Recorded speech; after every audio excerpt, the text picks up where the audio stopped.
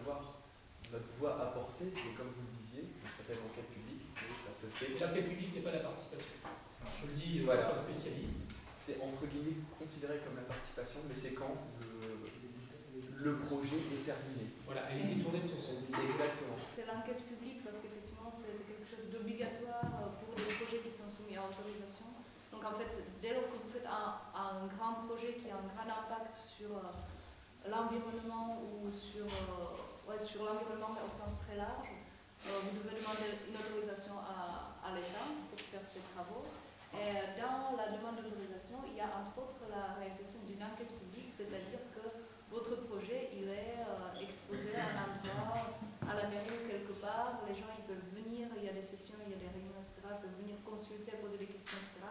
Il y a une personne qui s'appelle commissaire enquêteur qui reçoit donc tous ces avis, qui en fait une synthèse et qui transmet ça ensuite au préfet qui se base sur ça pour donner ou pas l'autorisation de travailler.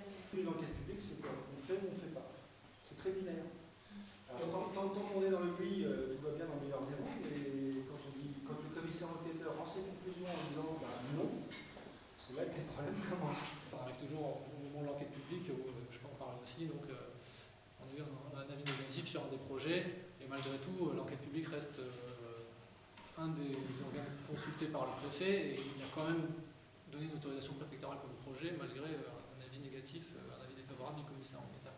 C'est possible aussi, c'est un avis parmi d'autres, et là on a eu beaucoup de frustration finalement des gens qui pensaient que c'était vraiment le seul moment où ils pouvaient bloquer un projet, parce que leur objectif était de bloquer le projet, et malgré tout, ils ont l'impression que c'est le seul moment où ils peuvent le faire, et d'habitude surtout, un avis négatif ou un avis défavorable n'arrive jamais.